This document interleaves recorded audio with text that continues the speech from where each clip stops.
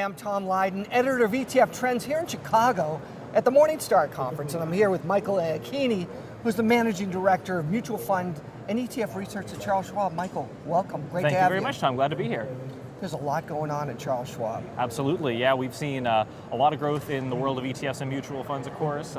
Big news this year, we finally got the Schwab Intelligent Portfolios out there, our robo-advisor. It's been a big success so far. Absolutely. So we want to talk about that in a second, but first, Schwab is the biggest custodian of ETF assets. Not many people know that, and that's something I'm sure you're proud of. It is, and it's a little known fact. I think a lot of people don't realize how much business Schwab does with investment advisors who custody assets at Schwab, and that's a big part of the ETF growth, but also retail investors are getting more and more up to date on what ETFs can do for them.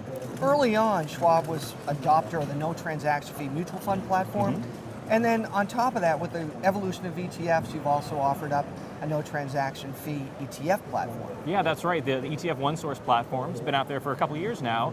Now we have over 200 ETFs that are available commission-free. We're very proud of that, and we think it's a real boon for investors to be able to save on those commissions. So what's been going on recently? You've got your finger on the pulse as far as flows. I mean, being the biggest custodian, you can see where money's coming in and money's coming out. What are investors and advisors doing today based on market maybe being a little long in the tooth, and also the fear of what the Fed might do as far as interest rates and what that does to your fixed income holdings? Well, I think that on the equity side, we're still seeing pretty good inflows across the board, especially in the foreign space. A lot of foreign large blend, Europe, still a bunch of inflows there. A lot of investors, of course, looking for the currency hedging. They don't want to be too hurt by a rising dollar, but still looking to get into the equity side. And on the fixed income side, investors react to the news. If they're worried about the rates possibly rising sooner, you see them moving toward the short end of things. You don't see that as much right now, but it depends on what the Fed does in the rest of the year. Are investors shortening up on their treasury allocation? Are they looking for more esoteric fixed income allocations? Yeah, you'll see like the non-traditional bond space saw a lot of, it's been kind of volatile with the inflows one year, outflows the next year. I think investors are still trying to get a handle on what role non-traditional bond might play in their portfolio, whether from a mutual fund or an ETF. But I think a bigger trend that's a little bit interesting is we're not seeing recently, at least in the last 2014, 2015, the story of big outflows from mutual funds, inflows to ETFs. Really, we're seeing pretty strong inflows across the board when you look at all the categories together. All right, back to the robo space. Yeah. It's a huge story.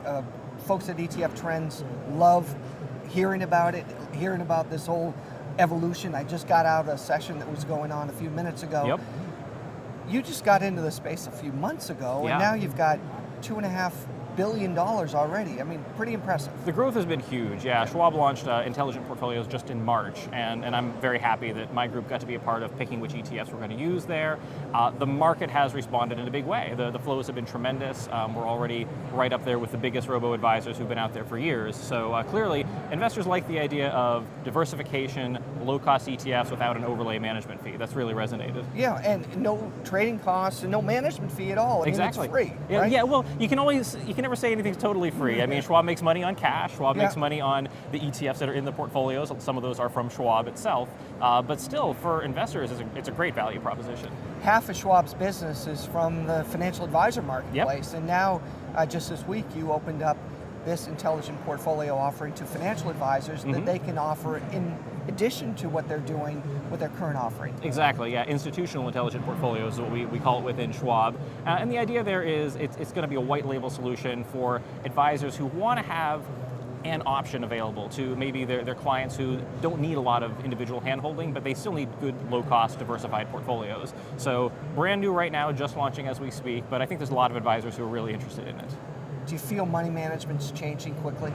Yeah, I mean, money management is always changing, and I think that's a good thing because, frankly, if you look at the trends over time, it gets better for investors. And I think that the pressure on fees downward certainly makes it a tough business to be in sometimes, but it's so good for investors, so I'm happy to be a part of it. Well, knowing Chuck Schwab personally over the years, I know that that's what he's all about. So, again, congratulations, Mike, and great seeing you. Great, thank you, Tom.